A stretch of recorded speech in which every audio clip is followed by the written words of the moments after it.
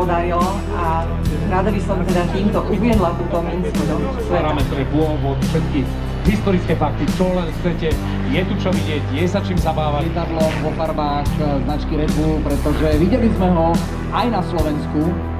Ruku hore pre tých, ktorí boli na Red Bull Air Race dueli, kde v Bratislave pri moste SMP pod Bratislavským hradom spolu viedli jeden ukážkový duel s Hannesom Archom, ten už žiaľ nie je.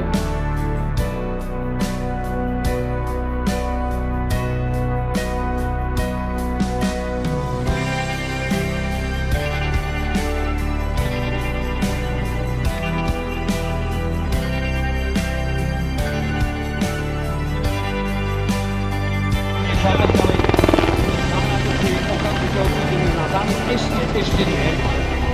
Existuje tzv. Autorotačný režim, ktorý sa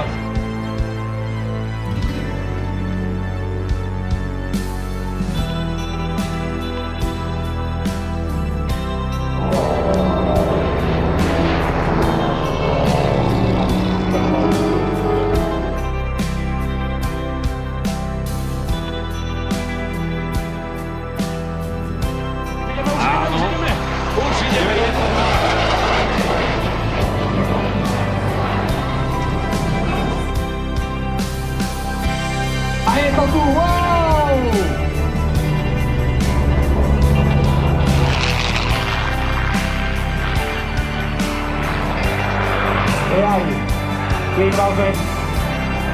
Tie invázne palky, o tom sme si hovorili, to mali všetky lietadla po Unizu, že to sú preťaženia, ktoré sa tak trošku blížia tomu, čo môžeš zažiť aj v Lunaparku, áno, čiže aj krátkodobo, áno. Krátko.